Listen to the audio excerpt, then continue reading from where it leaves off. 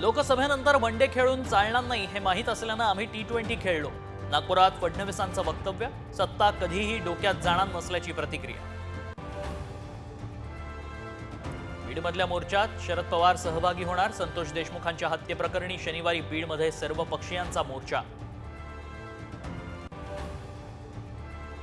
लाडक्या बहिणींना ख्रिसमसचं गिफ्ट. पहिल्याच दिवशी 67 लाख महिलांच्या खात्यात डिसेंबरचा हप्ता. पुढील 2 ते 3 दिवसात सर्व महिलांना लाभ मिळणार असल्याची माहिती. मनाली शिमल्यात तुफान बर्फवृष्टी. अटल बोगदा प्रवाशांसाठी बंद. बोगद्यातून 8,000 प्रवाशांची सुटका. गाड्या घसरून झालेल्या अपघातात 4 मृत्यू. लॅपटॉप किंवा मोबाईल डेटा कॉपी करण्यास मनाई. सुप्रीम कोर्टानं ईडीसाठी आखली लक्ष्मण रेषा.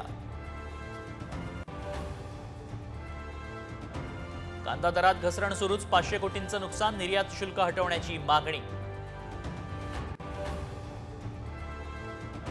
भारतासह जगभरात ख्रिसमसची धूम. रोषणाईनं सजली विविध शहरं. मुंबईतही ख्रिसमसचा उत्साह.